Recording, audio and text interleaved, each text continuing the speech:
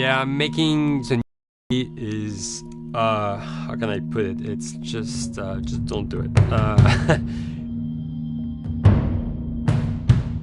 It's insane. I mean, it's a very difficult process. You have more questions than you have answers, especially when you come from like you've been making Uncharted 1 and Uncharted 2, just kind of like now like things are going, you just kind of like good momentum, and then suddenly that momentum like just drops, it stops. It's a very challenging process to create a new IP, and you're gonna fail over and over again, but that's what it takes. New IPs are really hard.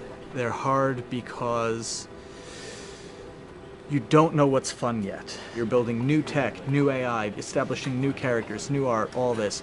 You don't get that controller in your hand for like 6 months to a year. You don't know what it is yet. I remember like ages ago coming on the project and what are the infected gonna do? Like, what are they gonna do? They're gonna behave like this. I'm like, okay, we're like trying to imagine what's gonna happen. Fast forward like 4 months, they don't do that at all because it didn't work, right? It's hard mode, right? Like it's game development on expert. There's a big thing about making a game, right? Which is a game has to be fun. You get your first build where everything's working. You got player mechanics. You can walk around the world. You can shoot. You can melee attack people. You've got the AI in there. They're very intelligent, very difficult, and it's totally not fun because they snuck up behind you and murdered you in a second, and there was no way to figure out what was going on. We're making a game, by the way. Hey, James.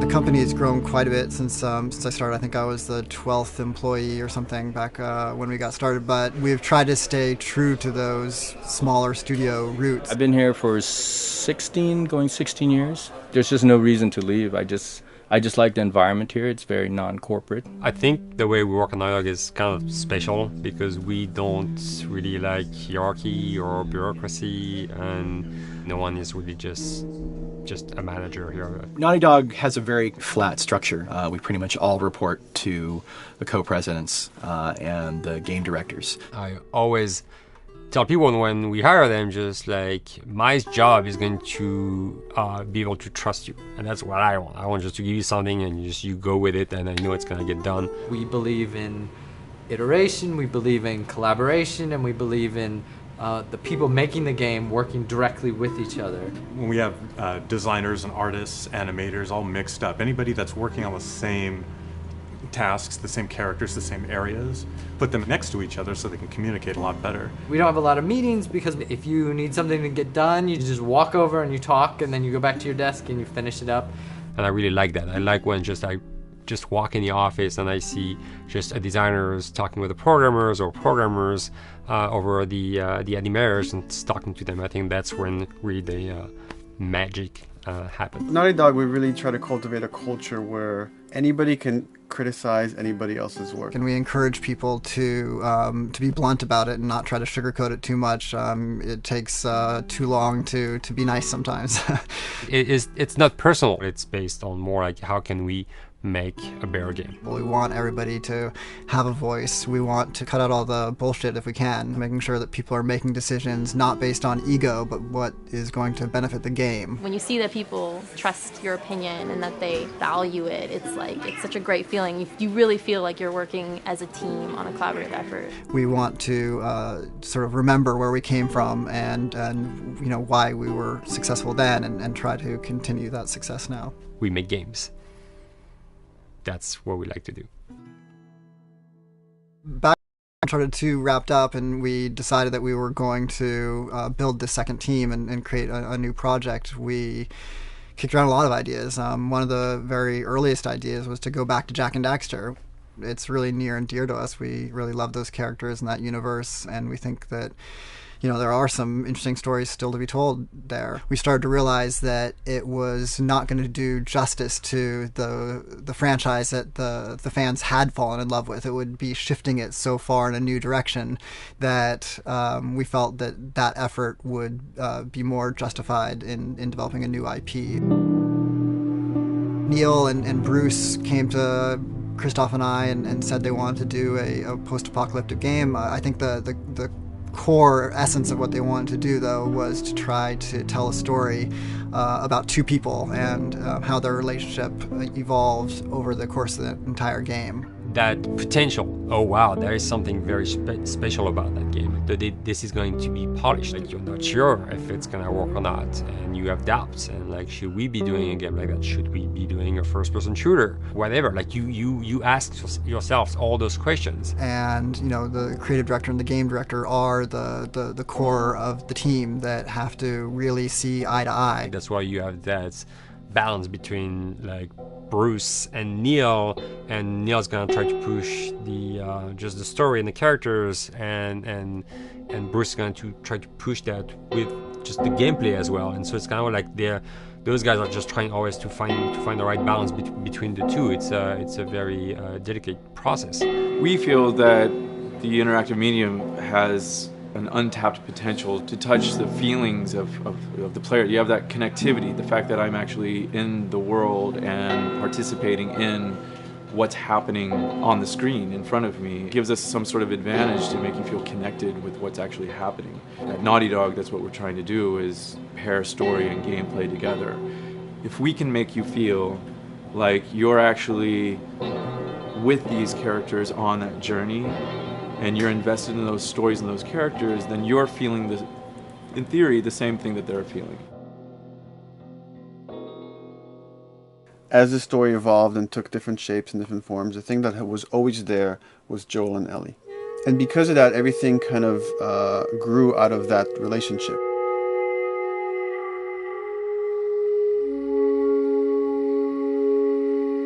We've seen kind of that role of the anti-hero change, especially over the last 3 to 5 years, to where before it was like, the thick-neck mercenary kind of guy. For this game specifically, for this story, we needed something new.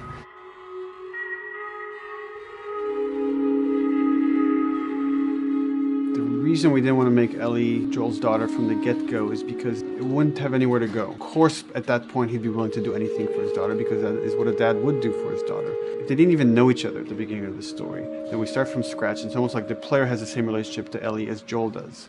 And we could take our time to build that relationship between these characters. And if we do it right, then the player will be feeling that same growth that Joel does. And we're kind of mirroring that emotional relationship between the two.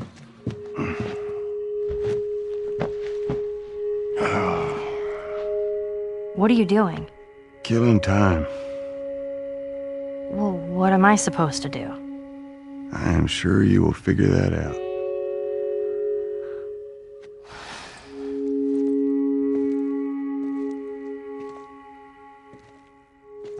Your watch is broken.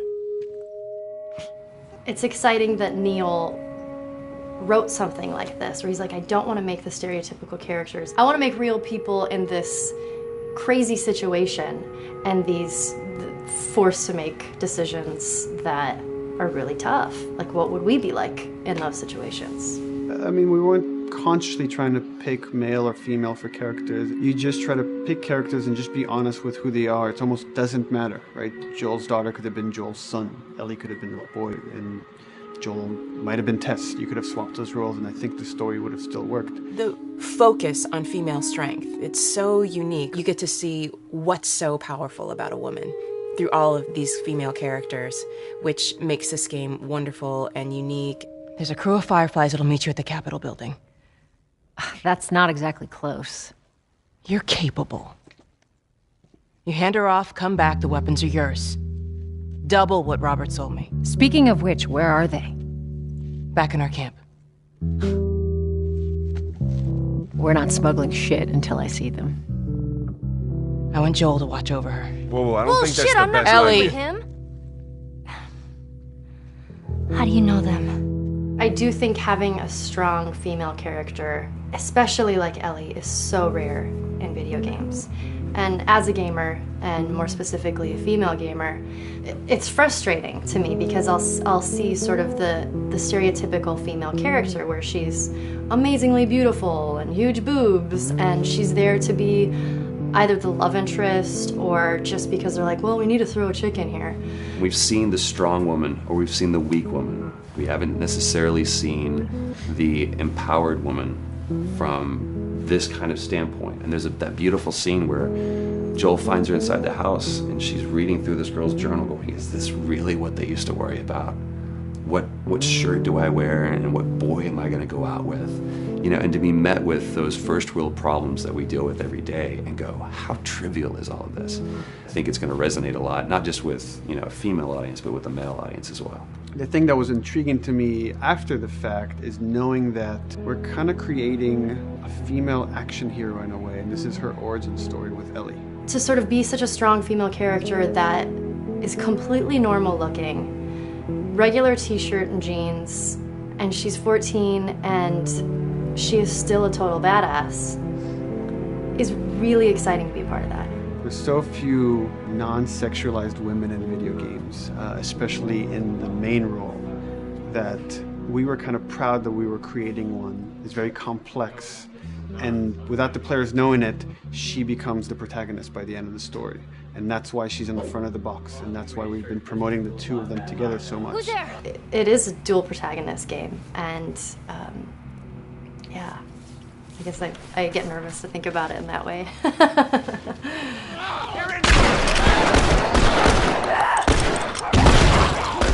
We couldn't talk about it. In fact, in interviews we've been lying about it, saying you never play as Ellie because it was so important for that to be a surprise.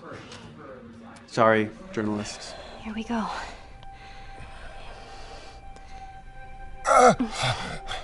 Sorry. Hold on. That's it. The tone of the game was set pretty early on that we knew that we wanted to make a really grounded story. We knew that we wanted to make the player feel the sense of tension and dread and go through the same emotional roller coaster that Joel and Ellie were going through. One of the things we kind of struggled with is to say, well, if we want to really ground this world and make it so like realistic, maybe we shouldn't have anything that could be perceived as a monster. Maybe like by just having an infection that just killed people, and it's all about humans and how they deal with this post-apocalyptic society and how different people decide to survive. Maybe that would be enough. And what we realize is because we're making an action game, a lot of the storytelling happens on the joystick. And once we remove the infected, it's like all of a sudden now we can't tell the story through gameplay of what happened to the world. And that's where we kind of went back and kind of brought the infected back in, because it lets you see, once you're fighting them, the threat that people had to deal with, that otherwise would just be very cerebral and people could talk about it, but you couldn't necessarily experience it yourself. In a novel, that might work. In a game for us, specifically an action game, it didn't work. And from there, when we start kicking around those ideas, and we're just like, what would be cool just to play?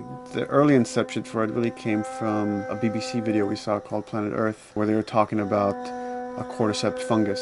This cordyceps fungus gets inside of the brain and controls these ants, and mandibles start chomping, they grow up to higher areas, cordyceps fungus sprouts out, and then it germinates. And essentially uses them to spread its infection and take over whole colonies, sometimes wiping them out. As soon as we saw it, we were intrigued by the idea of, what if it jumped to humans?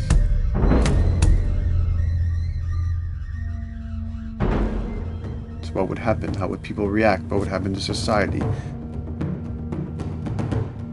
As we're trying to develop the look of the infected, we went through so many different iterations, some that looked really alien and subhuman, some that looked just essentially like zombies, and we couldn't find like an original place for them. But one of our artists just did this kind of photo mashup where he took a bunch of images of diseases or images of fungal overgrowth, and he kind of mashed it all together and he threw it on this person. It was a very iterative process, making sure that the fungus felt properly integrated, like it was part of the body, growing out of the body. And not just fungus growing on the head, but it's tearing the face apart, cleft down the middle, it's gaping maw of a mouth with the crooked teeth. And it's in great agony as its humanity and its brain is still somewhat functioning. Maybe you still have some human cognitive abilities of the thought process back here. This isn't some decaying corpse on the ground. This is a living thing that's going to be coming after you in the world. The fungus is always the focal point. So you can see from a distance, oh, this guy's infected. I can tell straight away. In fungus, they have these beautiful saturated colors, and we really like that conscious of this something so horrific that it's going to like stop at nothing. It's relentless force of death, and yet elements of it are beautiful. It's not just about gore. It's not just about everything about it being scary, because to us it's actually scarier when things on it are somewhat benign or somewhat beautiful. It was evident that we were onto something that was quite a bit different and something that we hadn't really seen before, which was eerily human but very disturbing. And it seemed so creepy and so unique that right away we gravitated towards it, and it's like, this is our base infected, everything should kind of come out of this look.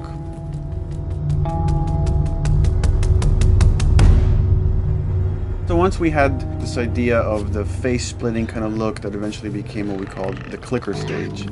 We went to great lengths to create a full biological cycle for these things. So in the early stages, you don't actually see too many signs of the fungus surfacing out of the skin. It's kind of underneath it, like people have lumps starting to show. The eyes will be kind of cloudy or lopsided because the fungus kind of originates inside the head. That moves into the next phase, which is the clicking phase. And if they mess with the eyes, we end up saying, well, how do they get around? Oh, echolocation. And they use a form of echolocation to track down their enemies. Just like bats, or even some blind people can see by making a clicking sound, a sound that on its own wouldn't be very scary. And then to associate it with something that people in this world are very fearful of, so that as you're exploring an environment, all of a sudden you hear this click, and you're seeing everybody just get frightened, just everybody duck, everybody hushes. Great.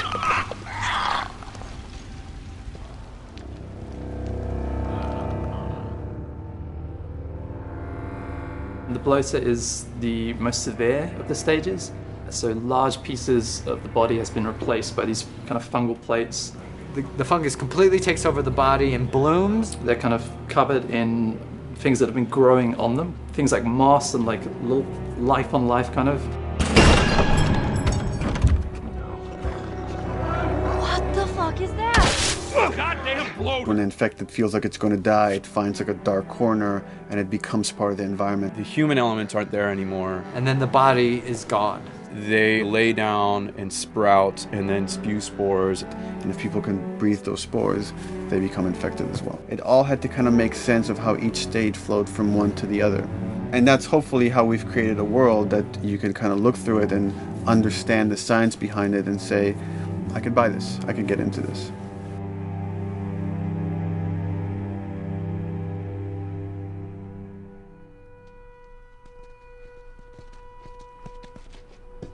Mandatory evacuation. Evacuate to where? What do you think? Quarantine zone. See, some places got a heads up before the infection showed up. Most didn't.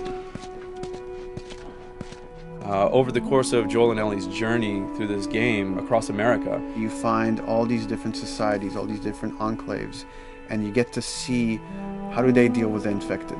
Without the manifestation of this infection, you can't have these people making those interesting choices.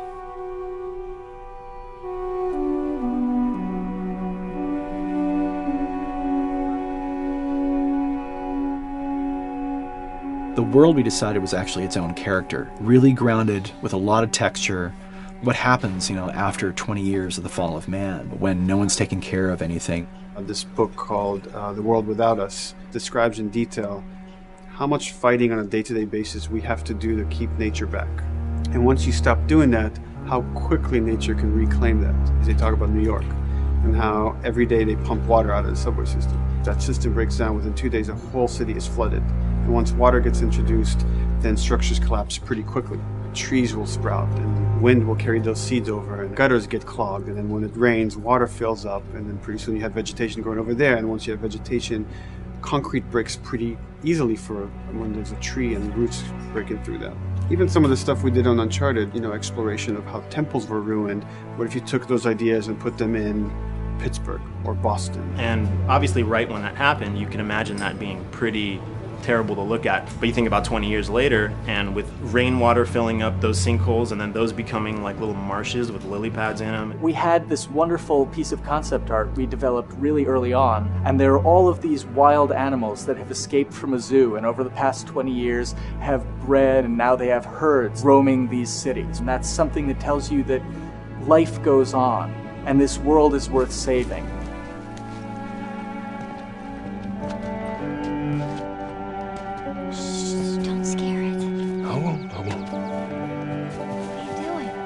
There's something really pretty about nature reclaiming its domain once we are gone. So fucking cool. We have another level of OCD of the logic goes into some of these environments. Water damage seeps in, and then that creates some little moss growing on the floor, or a tree radiates energy from its base, and that over time starts to melt the snow around it. And that's the reason why you'd see those like rings of leaves showing through in the snow. That gives it that extra, believability. This is pitch art. I'll try to start with an idea that conveys sort of the feel of the environment. Something like this, very brushstrokey, very painterly. You can see not a lot of detail, just energy and conveying a mood. This is sort of just a conversation starter, and then this would be more of an actual space. So you start talking about, is this too tight of a space right here? Would the player even fit through there? Do we even want to include water? Those are conversations you start having a little bit later. And then it usually needs several more passes back and forth in order to be tightened up to be the experience that you would see in the final product. So, dude, I was actually trying to figure out right here, there should probably be some dead foliage. It might be cool to see some of the dead stuff around the edges of the green, or like even spilling out into the street. Maybe what we do is, in some of these areas, we use it as like a transition from the actual concrete to the side of the building, so like they're almost sitting on top of a bed of dead foliage, like that really rich kind of like orangey brown color. Sienna or something would be nice. Something real cheddary. That's how you know you're done. The end product often ends up being stronger because that bouncing back off somebody else gives you a result that maybe you wouldn't have even thought of in the first place. All right, here's the bridge. That's our way out of here. As far as concept art goes, definitely the ultimate goal is just helping everybody as much as possible. Me and the background artist will work together. I'll often just go to them because they've got like a really, really good like visual imagination. At some point, you came in almost like flat on. So that's kind of good because the bus station is right in your peripheral view, and you're probably going to enter the bus station. You're probably not going to get lost. But it doesn't at all utilize this cool architecture here, like the bus station sign. Like that's a really distinctive silhouette, and it's a really interesting sort of architectural detail. So we changed the entrance. Look at that. Another city, another abandoned quarantine zone. I think it's a better composition anyway. It's not so like symmetrical. And I think that was done so that this sign read better. If you didn't see the word bus on it, you might not know it's a bus station. So I think that helps. Everything we're doing in the environments is relating back to what you should be feeling in the story or what's happening to these characters. So is that everything you hoped for? Jury's still out. But man, can't deny that view. Come on, this way. When we first came up with Ellie and Joel, we had this idea in our heads of who they would be, but we didn't necessarily know the voice. It took us a while to find our Joel, but for Ellie, I think Ashley was the second or third candidate to walk in, and right away we knew. Yeah, you know what? Why are you so scared all of a sudden? Because I'm a coward, okay? So just get your shit and let's get out of here. Damn it. I'm not like her, you know. What? You think I'm gonna end up like your daughter? The way she delivered the lines, the way she just embodied that character is like, that's Ellie, there's no question about it. I saw the character artwork and I related to her a lot. I mean, she's kind of a tomboy and she's kind of tough, and I mean, obviously I'm not 14, and I think that's the main difference between the two of us. I read the scenes and I was like, I need to play this part. You want to be my hero? Forget the whole bit about saving my life. Buy me a stack of these bad boys instead. Where'd you get that? Back at Bill's. I mean, all this stuff was just lying around. And then once we had her, we said, okay, well, we're going to do another round, and we're going to have Ashley this time in the casting sessions. The chemistry of these two characters was imperative to get right. Troy was a really interesting casting for Joel, because when you see Troy, he doesn't look like Joel at all. You know, he's so handsome, and he had, like, you know, the frosty hair, and totally looked like Final Fantasy. And so I'm like, yeah, I don't know. He's like this tall, pretty. It didn't seem right. I walked into the room fully aware that I was the youngest person that they were seeing for this role. There was a line that was in the audition side that says that Joel has few moral lines left to cross. And so that became the anchor point to the character. But then as soon as he spoke, and he had the grit in his voice. Warm, yet kind of dangerous. And his movement is just like, you bought into it. Why are you so scared all of a sudden? Because I'm a big coward, okay? Now pack up your shit and let's go! God damn it. I'm not hurt, you know. What? You think I'm gonna end up like your daughter? Lily, you are treading on some very thin ice right now. It was Ellie and Joel. After he read, it was just like that was it. I've done some video games in the past, but to be handed the mantle of a franchise like this was a pretty big honor. Is she alive? She's alive. She's David's newest pet. Ah! Where? In the town. She's in the town. You mark it on the map. It better be the same exact spot your buddy points to. Neil pulled me aside one day, and he said, I have some ideas. And as you're well aware, Neil is a little twisted. He came up with this character, and, you know, I just jumped at it. It was such a departure from everything I've done here for Naughty Dog, to say the least. Name's David. This here's my friend James. We're from a larger group. Women, children. We're all very, very hungry. To be able to put on a voice that, you know, hopefully a lot of people won't know, won't notice that it's even me. Because we didn't want him to be Drake. Drake eating people, that's a whole nother game. How did you put it? Tiny pieces. See you tomorrow, Ellie.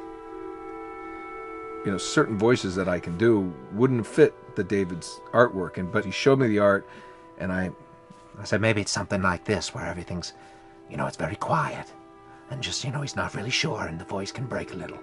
And he just looked, he goes, yeah, that's it. So I'd love to tell you, we hashed it over and we talked. No, it just, I looked at the picture and I tried something. He said, yeah.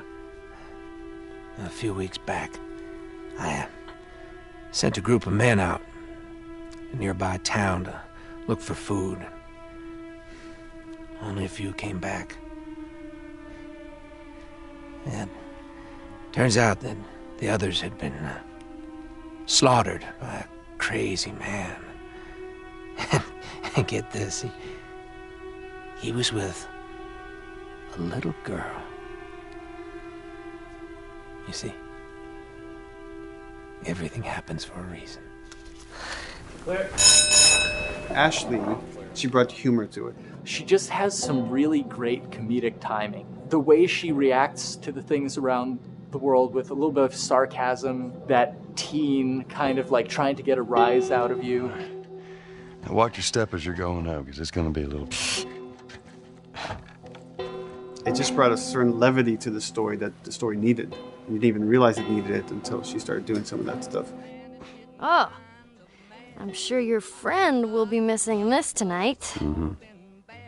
It's light on the reading, but it's got some interesting photos. Now, Ellie, that ain't for kids. Whoa! How the hell would he even walk around with that thing? Get rid of that. Hold your horses. I want to see what all the fuss is about. Oh, why are these all stuck together? I'm just fucking with you. Bye-bye, dude. Throughout the course of shooting over these past couple of years, Ellie and I have kind of morphed into each other, which I know sounds so cheesy. Neil always asks, he's like, well, what would you do in this situation? I think the most important thing that Ashley brought is a sense of capability to Ellie's character that wasn't there in the beginning. The very first thing we shot involved her being pulled out of a car and attacked, and Joel was supposed to go save her. It was written that Ellie sort of was just kind of watching on the side, just waiting till he was done, and I was a little frustrated because I was like, well, if this were real life, I would do something. We did a couple takes, and at some point she walked up to me and she said, I feel like I'd hit him. So we added in a part, like, right there off the bat, she's not just this damsel in distress. Right there, she wanted to fight back from her very first day of shooting. We didn't have it right initially. She needs to be more capable than initially we thought she would be, and actually that made us go back and rethink combat and rethink a lot of the areas in the game, and now she was going to take a much more active part.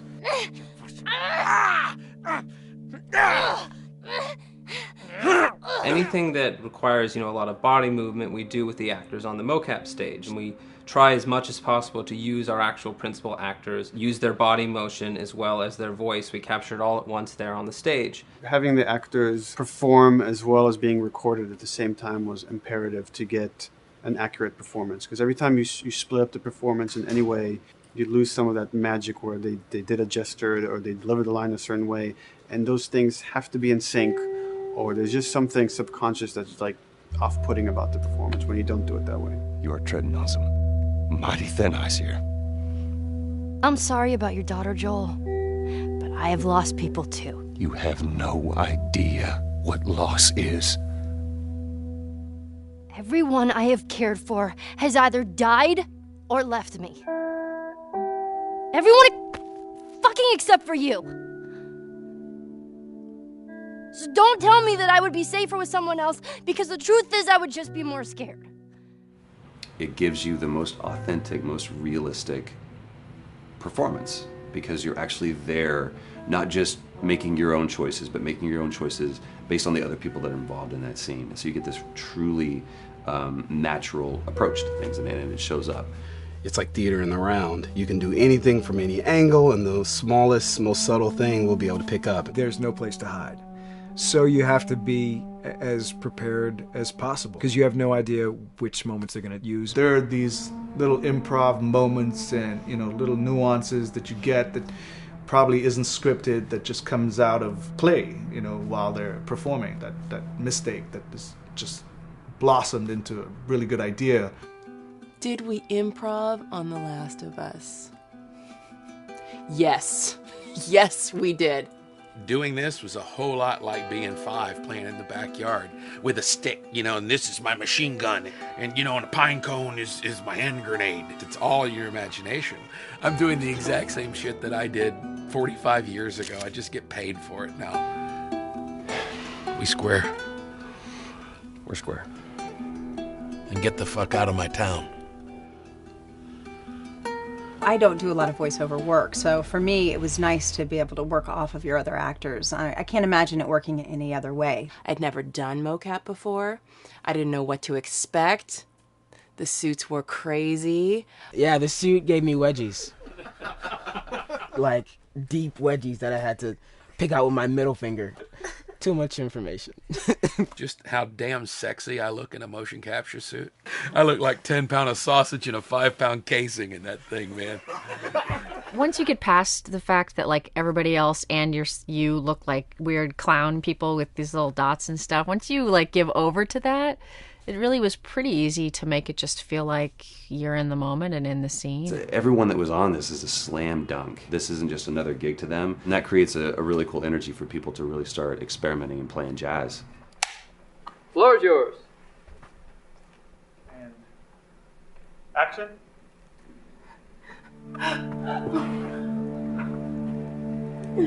Get the fuck off! Hey! Oh, let her go! Don't worry, this is fixable. But I can't come with you. Well, then I'm staying. Ellie, I want Joel to watch over. Oh, no. Bullshit, I am not Ellie. going with She's gone him. too. I could just take her to the North Tunnel and wait for me there. Jesus Christ. Just cargo, Joel. How do you know them? We craft the scene out until it has a good feel, and then we pass it off to animation to clean it up. Real life motions don't necessarily always translate into gameplay. There's something that's usually missing, so we have to, maybe enhance the gesture or enhance the shoulder movements or a breath that you want to be able to feel, but you don't really see it, so you can't really feel it unless you see it. Is everything all right? Yeah, everything's fine. I could have him lean in here a little bit more, like this, take his hand down. When they're on stage, they don't necessarily have windows, so that weight of really pushing and leaning in, it's something that we would have to accentuate. Give him a little bit more weight on that turn, or put his head down a little bit more. There's a lot of dialogue that gets said between the two characters. We have to bring that alive through animation, and we have what we're using as gestures. Why would they mow down all these people? Can't let everyone in. If you turned off the sound, you'd know that they were talking to each other. And that really helps accentuate the relationship that the two have together. We have certain animations that play in the beginning of the game on Ellie. She's traveling with Joel, who she doesn't really know. There's a lot of gestures to make her look nervous, just her overall stance. Later on in the game, they develop a relationship through the animation, not just the dialogue. You can see that she's more comfortable around him. If that reads well with the player, then, we're doing our job.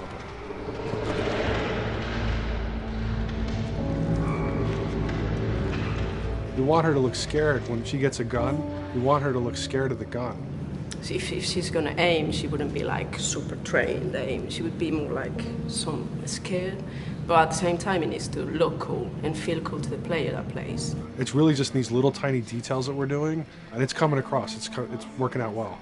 We don't do facial capture. We don't track eye movements on stage. It's just the motion capture data. Everything that you see on the faces is hand keyed. As you can see, this is all of her mocap data. And so when I'm doing something like this, I go back and forth to the performance that she was giving, and I watch just this section over and over and over again. So this is our default face, where I can make everything super extreme and make her all squinty and angry, turn her frown down. I can open her mouth, stick her tongue out. It's listen, watch. Okay, where's her mouth at this point? Is it open? Is she making a grimace? About Tess, I don't even know. Here's how this thing's gonna play out. You don't bring up Tess. Ever. Matter of fact, we just keep our histories to ourselves.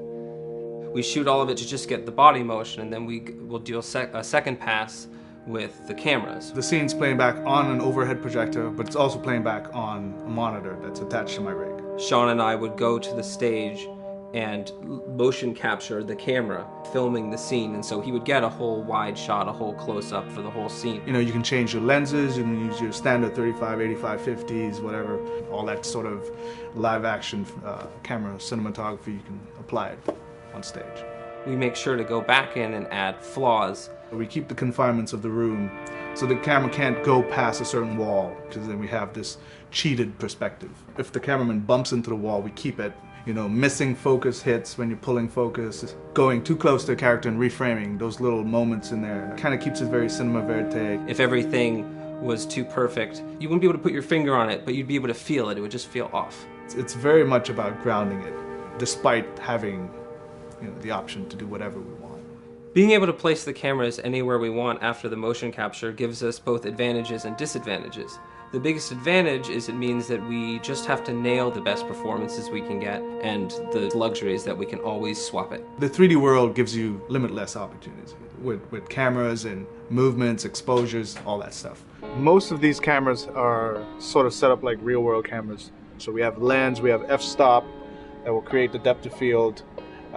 We have aperture to set our film back and all that stuff. A master, and then I have my close-ups, my over the shoulders, sort of just like a live action production. Let's go to camera 30 at the 23.458. Then I get that kind of weird, bend across his back. The closer I bring the camera, the more bend I get, which is doesn't look right. It looks less cinematic than if I do that, which flattens the whole thing.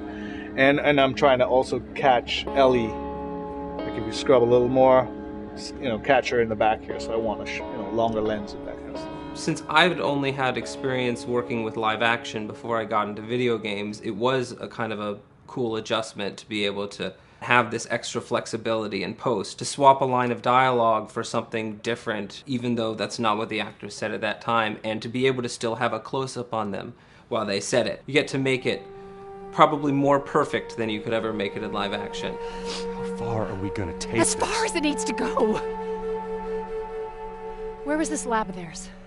Because our actors are both the voice and their body, they get to play, they get to try things, they get to work with our director to kind of come up with new ideas, or even our director will have a new idea on the spot that wasn't there in the script, but realizing when he sees it, oh, well, this would actually be better, this might feel better. And those changes all just happen organically there on the set. He could even lead straight into his thing. It's like, no shit, yep, Tyler wanted to do that, so we rented 2 Harleys and drove cross country. Keep it pretty succinct, like we got the bikes, rode them cross country. Cool. It's shocking to me that this is Neil's first time directing. There was a specific tone and a specific approach that Neil and Bruce wanted to take with this. It just came down to there's nobody who knows this story better than you, and then there's nobody that knows these characters better than you. Why don't you just do this? He and I actually had a conversation about it. He says, I think I'm going to try this myself, and I'm not sure. Neil was fantastic. The floor is yours. Okay, so remember, you've been running away from this turret-mounted truck. If you come to this dead end, you're going to look up and see a potential way out. And action. Check it out.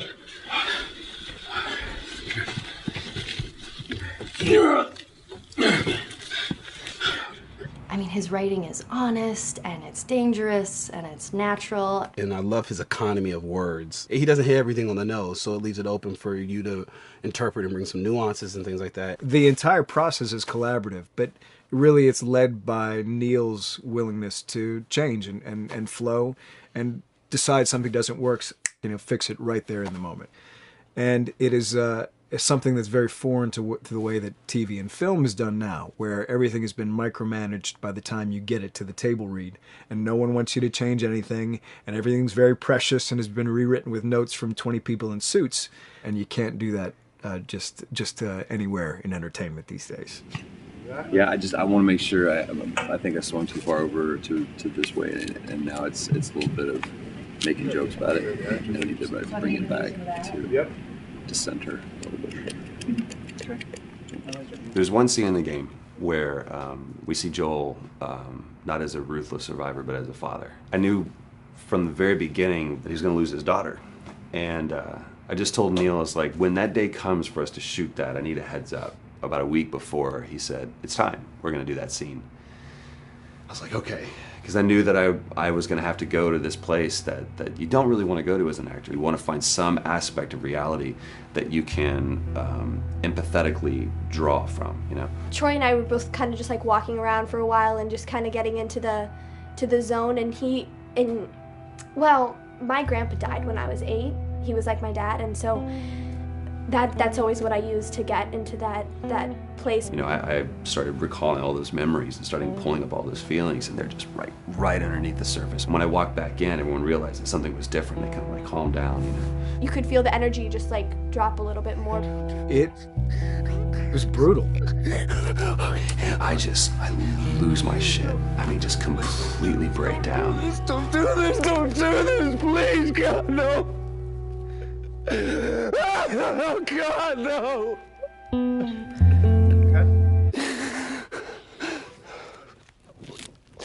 The soundstage was deathly still. It was the first take, and I felt really good about it. And it's like Neil said, okay, let's do it again. So you do it again, and automatically you feel like you're manufacturing because you're trying to go back to that place, and you're in that actor nightmare of trying to get back to that reality. And we go through it again in 5th and 6th and 7th take, and I'm just exhausted. I'm crying between takes, and I'm looking at Neil going, this is really, really hard. And finally, after like the 8th or 9th take, he said, all right, I think we got it. I was like, oh, thank God. And I went outside, and I was just jacked up for the rest of the day. Just I mean, a wreck emotionally. But we got it. Then 2 weeks later, he calls me. And he says, so we need to reshoot a scene. I'm like, cool, what scene are we doing? And he just looks at me. I said, dude, don't do this to me. And you can either at that moment throw your hands up in the air and say, fuck this, and walk away. Or you can say, okay, this is an opportunity to get it more right. I'm like, okay, all right. If you don't think you got it, I'm going to show you that you got it. We've got it in the can. And so we go through it again, and it just feels fake. It feels artificial. And Neil goes, go through it again. We start doing it again. And I'm getting madder and madder with each take. And finally, about the fourth take, Neil comes over to me, and I love him so much. He goes, so I'm picking up on some resistance. I was like, you're damn right you're picking up on some resistance. We've got this in the can already, and we're just wasting our time, and we're wasting all this effort and energy. And then he started talking me through the scene. And he's like, what I need you to do is I need you to just strip yourself of all these ideas, and I need you to hit this beat, and this beat, and this beat, and this beat, which just makes it sound so mechanical, and it's such an emotional scene. So we start going through it, and literally I am mindlessly doing these things at this point. Okay? I know it hurts, baby. I know. So I'm gonna lift you up. I'm gonna lift you up. I'm gonna get you over here. Come on, baby. Come on, work with me, please. God, baby. Sarah. Sarah! Don't do this to me, baby. Don't do this to me, baby. Come on. And he stops, he goes, now we got it. And I realized that the reason why I wanted that first take to work was because I wanted everyone to look at me and go, wow, what an actor. And that's not what the scene needed. Those moments where you just have to sort of calm your ego down and just go back and do your work. That scene actually works, not because of me, but in spite of me. And that really is the marker and definition of working with a truly good director. There are many like it, but this one is yours. Why don't you have a seat?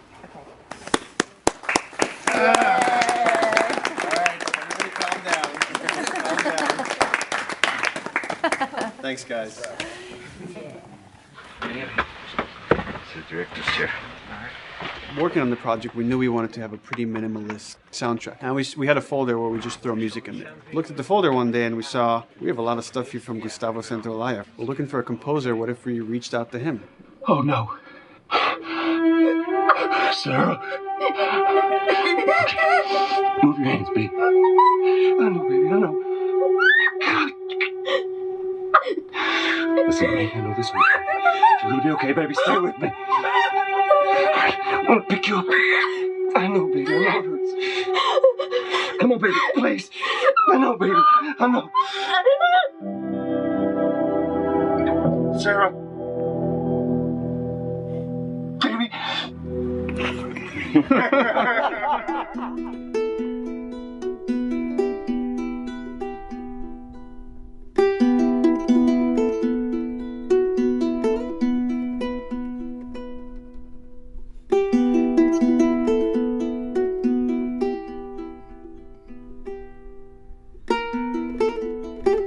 My life has been and still is kind of like a road movie. I grew up in Argentina. I came to the United States in 1978 because we had a horrible political situation in Argentina. We had a military dictatorship where 30,000 people disappeared at the hands of the government and many other more were tortured, and I was blacklisted. It was just impossible for me to keep on living there. I've been in jailed many times since I was probably 15 years old just because I had long hair and I play an electric guitar. So I had to embark on this trip.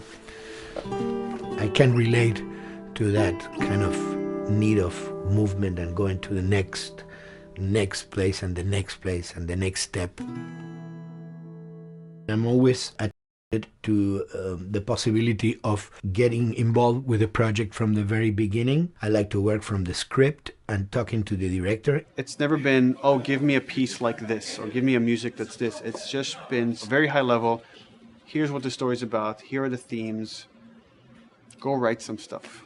Since I don't know how to really read or write music, the way I produce music is actually recording it. So I like to come early in the projects, and I did in The Last of Us.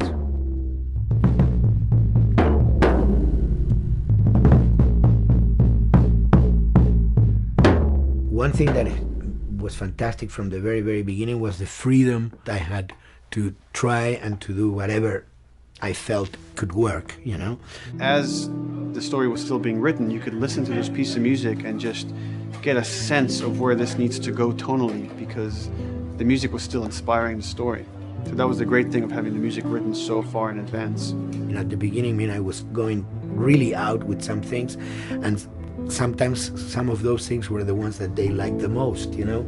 So I really felt very motivated to work, and I enjoyed immensely working. It was this very organic back and forth experience where one element was inspiring the other and vice versa. I needed to go into some more dark places, more textural and not necessarily melodic.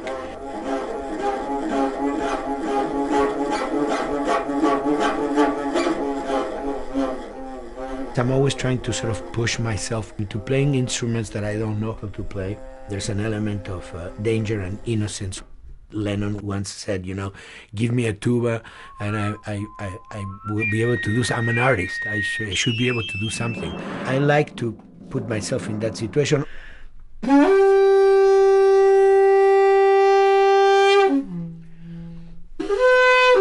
So these are just PVC pipes, the one you use, you know, in construction.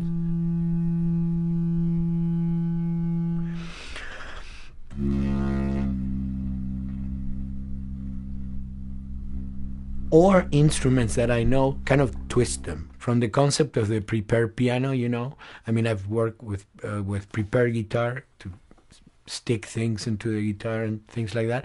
And also in The Last of Us in particular, I work with a detuned guitar. So I really tune the guitar extremely low. And the result is, you know, strings that are very loose and will produce not only sound, but produce noise.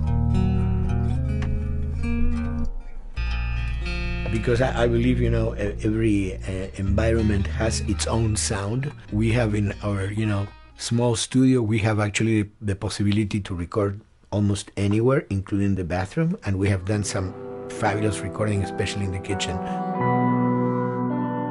When you score to picture, which is something that I don't do, then you know what you're going to expect. But when you provide people with music, like I've done in all the films that I've done, and then you see it, how the director decided to use that, you know, in what particular way he uses it or where they edit it. It's always fascinating to me. I watch a scene and I'm going, you know, it's fantastic how they use this piece. I would have never, of all the music that I've done, probably I would have never used this piece there, but it works, you know, great. So I like that feeling of a collaboration.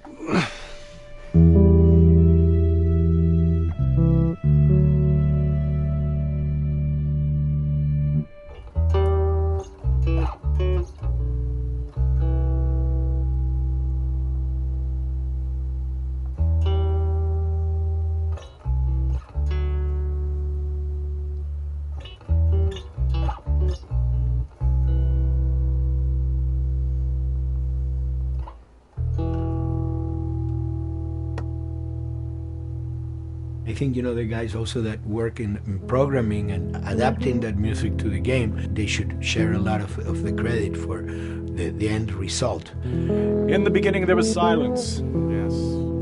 Then they hired sound designers. Then they regretted that decision.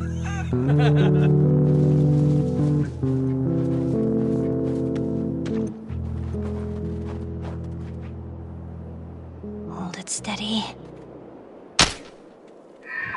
Ha! Got you! In a much quieter environment like that, we really had to fill out the soundscape with much more natural sounds, much more detailed, delicate sounds. The tension comes from the lack of sound, in a way. Your brain is thrown off because where I expect to hear buses and crowds, all of a sudden I hear wind and leaves rustling. Again, it's creepy and beautiful at the same time because it's almost like I'm going on a hike, but I'm in a downtown area.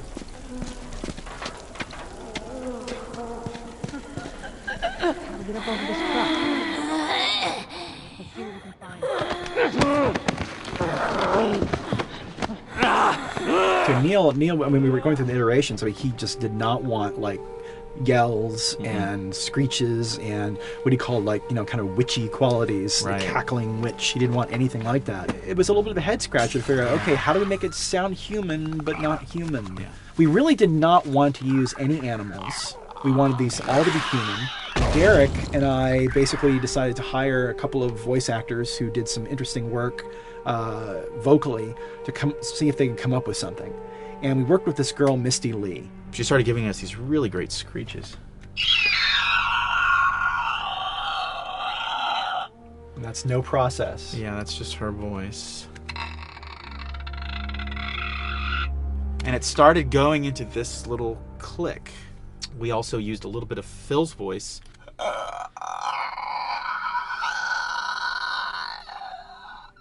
We'd combine that also with an occasional Derek. That's just me, you know, moving my tongue. And what that kind of did was it sort of grounded it all, like maybe in the mouth area, the wetness, all that kind of stuff. And it adds a nice texture, actually. This is a composite of all the bits I just told you about.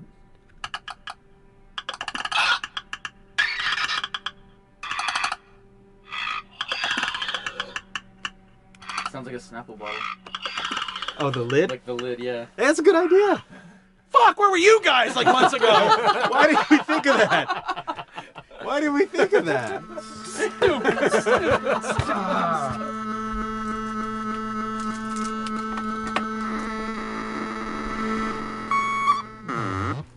Viewers at home, you're probably wondering what this is. Let me tell you. About 10 years ago, I saw this Synthi A suitcase synth. I wanted to get one. This finally arrived in January, just in time to start using. I thought, well, what can I do with this?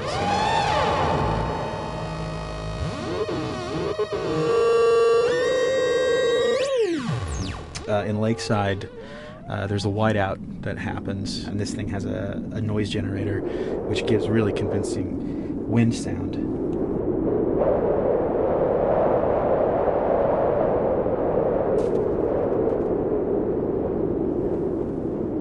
The military still has technology. There's sirens and alarms, so I wanted to try some new concepts.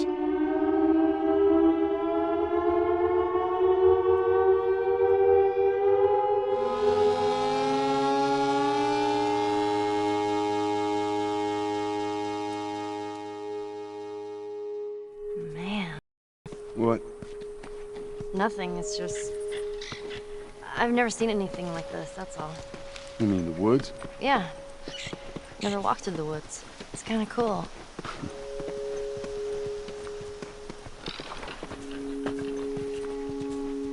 We consciously take in consideration lighting in the beginning. Most of the game, we don't really have any real man-made light sources, so everything is naturally lit. In the past, you know, we could use a lot of artificial light, but in a world that has no electricity. We have to hide most of the time, and that requires getting very close to certain assets.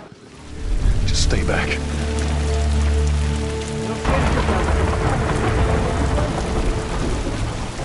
Otherwise, can't. Detail's expensive, and if you build up too much of it, you end up running into technical problems, right? Your engine slows down. When the frame rate goes down, everyone can bring up the profiling tools and see which parts of the frame actually cause the drop of the frame rate. This is the profiling tool. These are all the SPUs. Here's the GPU, and then here's the PPU. You can see, like, here's the main process and here's all the sub-processes, and you can see, tells you like how many milliseconds and cycles it's taking. The programmers are whiz at modifying this stuff and realizing, oh my god, why is this thing so big? We're taking 10 milliseconds on this thing. And then that's when they come over and find somebody and hit them over the head with a club and be like, why are you doing this? I love, we put the 30 frames per second goal because that's what we shoot for. Someone nicely put the 60 frames per second goal. It's like, yeah, we're not going to hit that. Lighters usually can come up with different lighting setup that still looks great, but is less costly in terms of performance. Did you talk to the character artist about her hand? So her face is getting a lot of spec, but then her arm is just like bone dry. You think something we can tweak in shader? We'll have to send back to character team Michael to take a look. I can play with the lights and see if that's creates more like spec. Yeah. I've never ever focused so much on lighting and how much sensitivity there is to that here. One of the first lighting scenarios I had to do was like 7 a.m. like overcast, and I'd like wake up early and like take photos with my phone. What color are the shadows? What color is the light? It is a master's course unto itself of how to deal with ambient lighting because I've never had to use it so much. Man, this is kind of sad. What is? All this music that's just sitting here. No one's around to listen to it. I don't know. It doesn't seem right. All the characters cast soft shadows onto the environment. Even when there is no direct sunlight or no direct light sources, we still have nice fuzzy shadows. When you're walking down the hallway and you see your soft shadow goes along with you projecting on the wall on the environment, that make everything look real.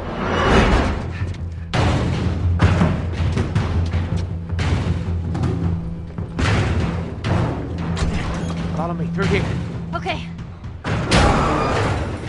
The flashlight brought a whole new spin on it. So some of the environments end up being really, really dark, and you need the flashlight to get around. Give me your hand.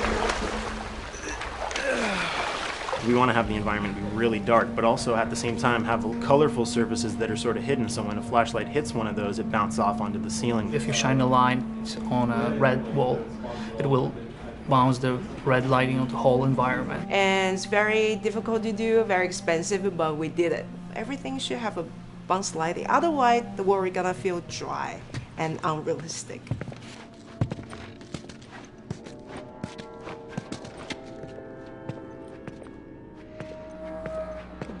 I guess this is where the assholes sleep. I mean, slept. This engine is really driven in a way towards a very high level of cinematic control over each frame. And hopefully, if we achieve our goal, you'll see it is beautiful. There are these truly beautiful moments amid all this chaos and destruction. Yeah, once we're done with this whole thing, I'm gonna teach you how to play guitar. What do you say, huh? Ellie, come on.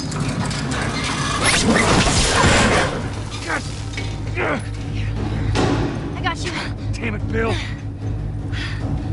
What just happened? One of Bill's stupid traps. There, that fridge, it looks like that's a counterweight. Okay.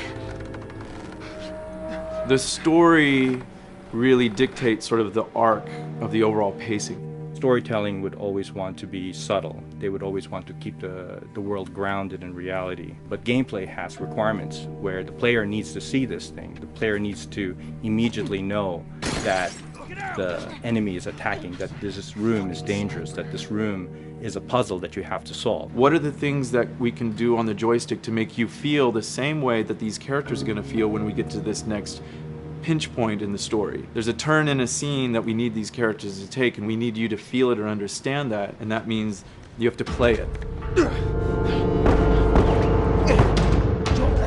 Sailed! Oh, thank God.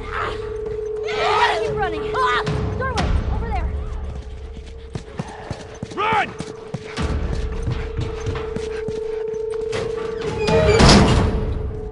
We really want to make sure that there's that contrast between the negative space and then the high tension spikes.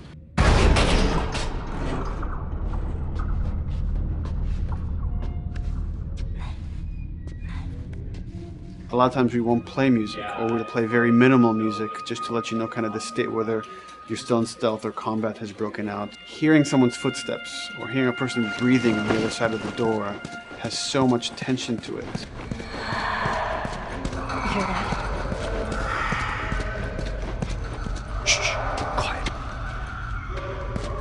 You feel the tension of the world, make you question whether you want to engage with these guys or kind of try to stealth around them. That's another reason why we don't have traditional cover in the game. You smoothly move around everything, contextualizing with the environment, but you're never locked down. We want the player to, with that crafting system, with the scavenging system, with all of the abilities available to them, to constantly be moving around and changing as the moment arises. Gameplay is all about, I have a limited set of tools, and how am I going to use those tools and those limitations to overcome this obstacle in front of me. And that obstacle might be infected, might be another class of humans that wants to kill me for a bottle of alcohol in my shoes.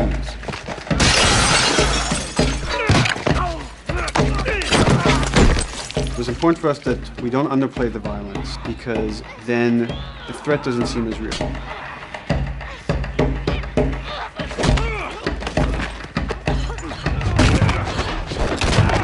We see video games as this incredible medium to tell stories. We want to treat it as equals to books or comics or TV or movies. This is subject matter that would not be considered out of the ordinary to tell in one of those other forms of entertainment. Fucking hunters. See, this could have been us.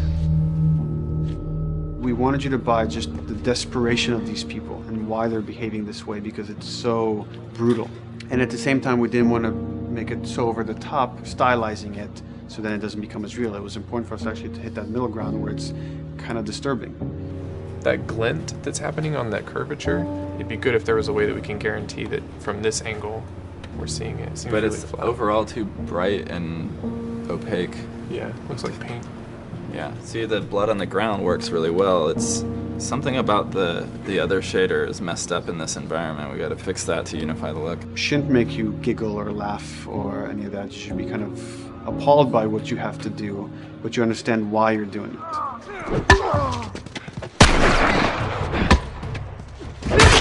You want to feel each hit. You want to feel each concussive strike. Lives are at stake.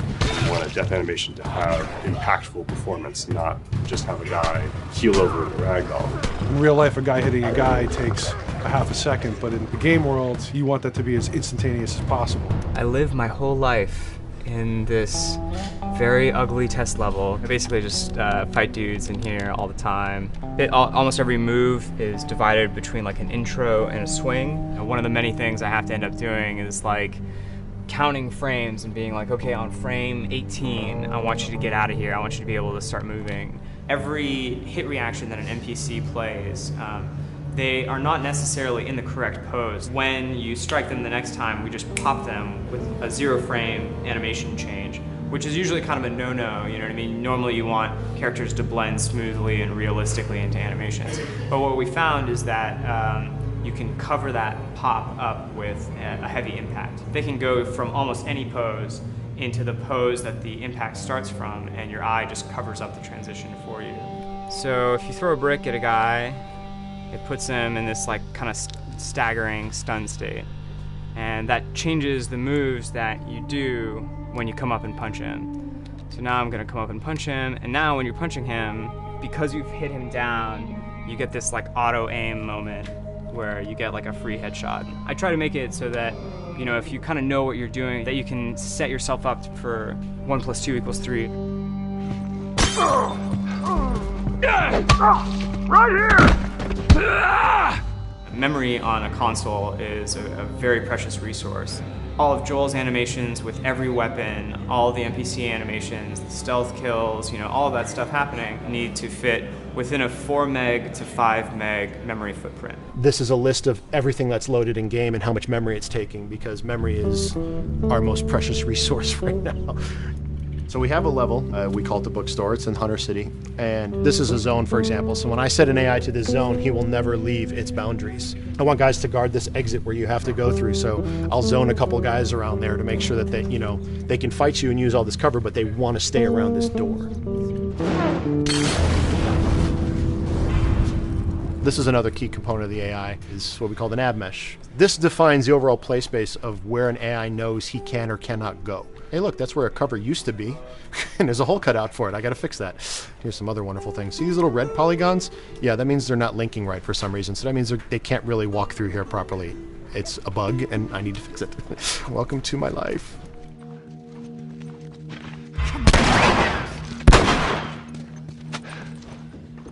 Hey!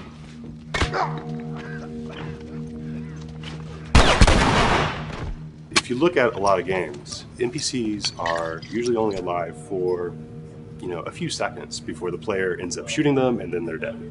We want our guys to be much more dangerous and much more threatening, which means they have to be alive for longer. They need to exist in the world for longer, which means you as the player can witness them acting out their behaviors for longer.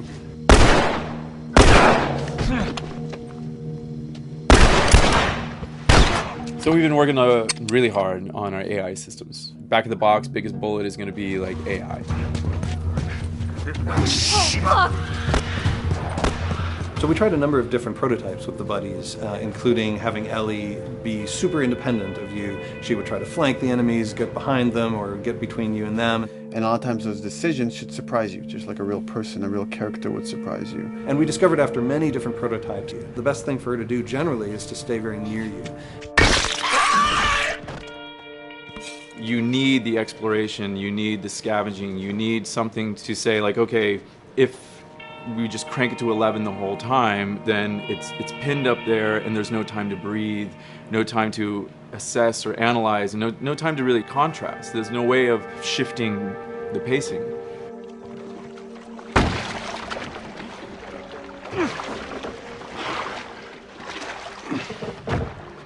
Puzzles are really weird, especially like Naughty Dog puzzles. I think they're very simple and satisfying. Most of this puzzle is strict exploration. You can see the ladder here, you can see the pallet there, you can see a clear route up to the ladder. So you're like, okay, maybe I have to get Ellie to the pallet, push the pallet over to this side, and like Ellie will climb up and lower the ladder.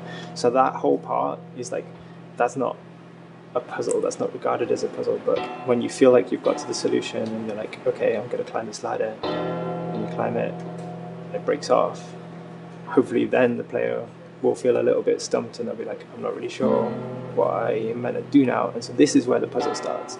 Hopefully at this point, like all of the elements that the player needs to solve the puzzle are very familiar to them because they've been through the previous exploration beats. They're improvising with elements that are at their disposal. That's a really sort of like strong theme throughout like The Last of Us. So, like you're a survivor, you'll take whatever tools you're given and you'll use them in like creative ways to survive.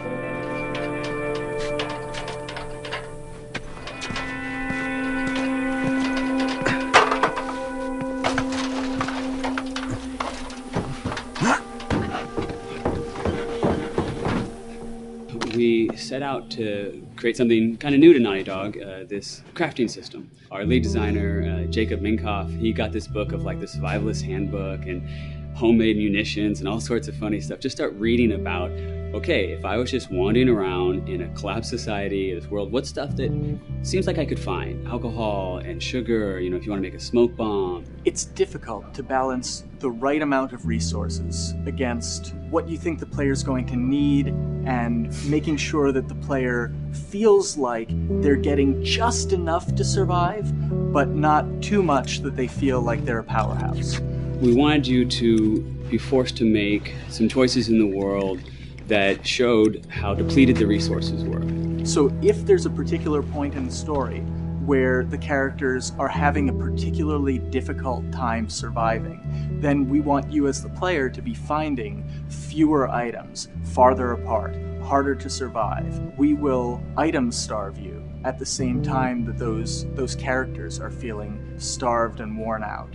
Then you expose something to them. Oh, here's a cache, and if I can just get into that cache. Oh, look, there's a wealth of things in here. God, I was so worried. My health was low. If I had run into a combat, because it's always that thing in your head, it's that Hitchcockian thing about the danger that you see is less meaningful than the danger that's in your head.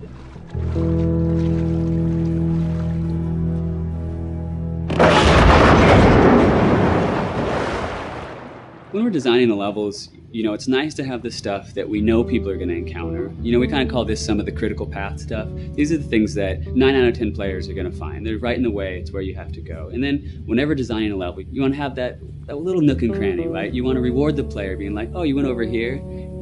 And then you also want to have that other second nook and cranny.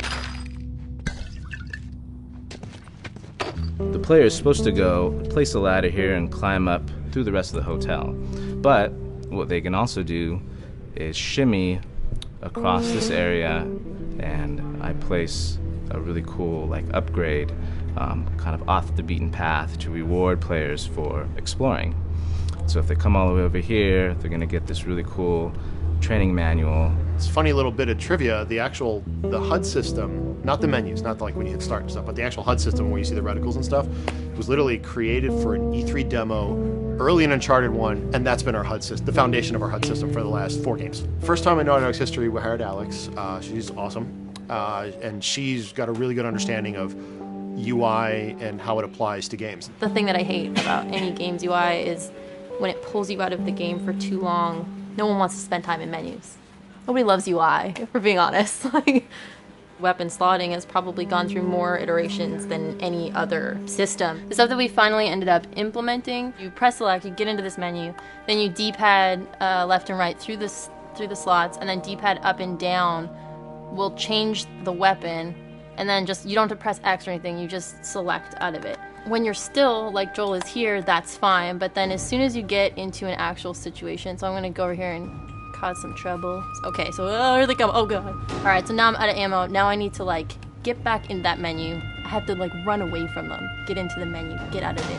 And it ends up feeling like super clunky. Like again, okay, I'm out of ammo again. Get out of here. I need to take out one of my other long guns. And now Bill's in trouble. Bill's in trouble over here.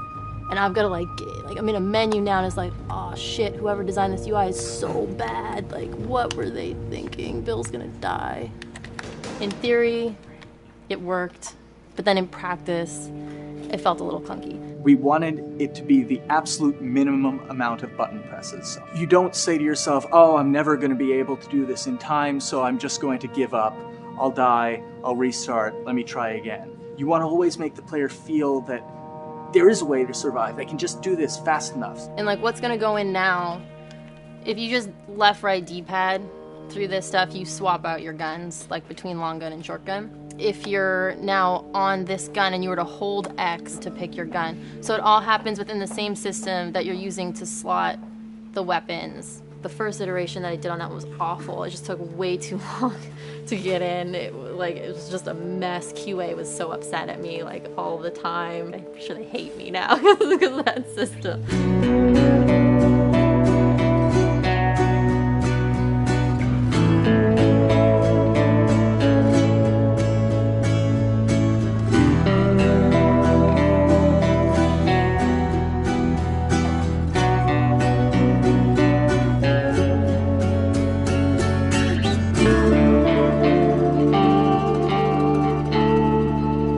I think the way the industry is kind of maturing and changing in general, you're seeing a lot more focus and importance on refinement and polish. So having internal QA really helps.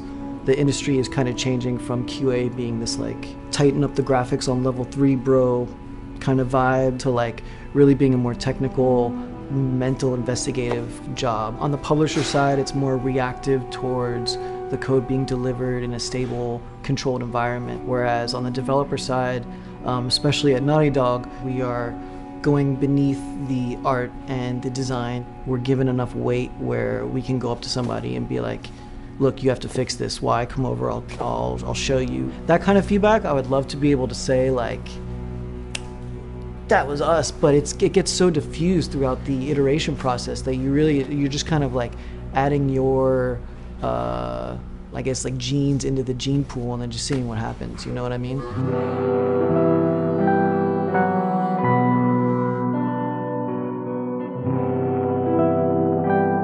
Everyone's working all the time now.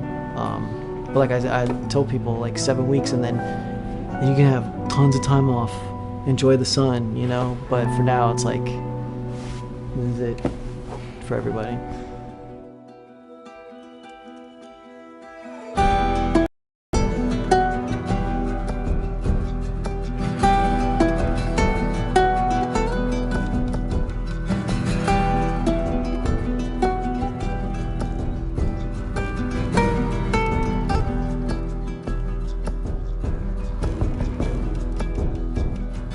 Crunching is part of making games. I feel it's human nature, right? If I'm gonna have a guest at home that's gonna come for a couple of weeks, I'm probably gonna clean their room just the day before they arrive, right? And I think it's the same thing. And it's just like everything comes together at the end. I personally enjoy Crunch. I think you get this like absolute laser focus because it has to come together. There's a camaraderie that also comes There's a together, camaraderie, totally, yeah. The vibe is everywhere, you know what I mean? Everyone's kind of like giving it 150% at this point. We're getting there, right? You start to get these glimmers, and I don't think anyone who doesn't make games realizes how late in the process you get those glimmers. 1 week before we shipped that press demo, we're all like, this kind of sucks. What's going on here? It's like, we need to dig down and find this. And in 1 week, the fun came together. Like you're shooting at a guy and then somebody flanks you and you hit him and you avoid the other guy who's shooting you, and then you flank and go behind cover and you're like, oh, that 5 seconds in that 15-hour game was really, really fun.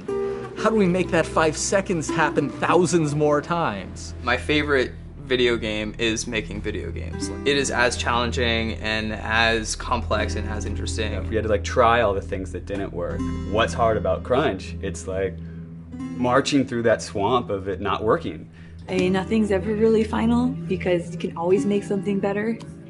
Always. So we're constantly changing and constantly reiterating and trying to make it better and better and better pretty much until we ship.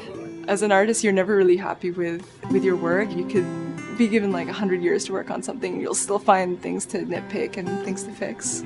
Yeah, you can work on the game for 10 years and you'll still be crunching at the end. So it's like, okay.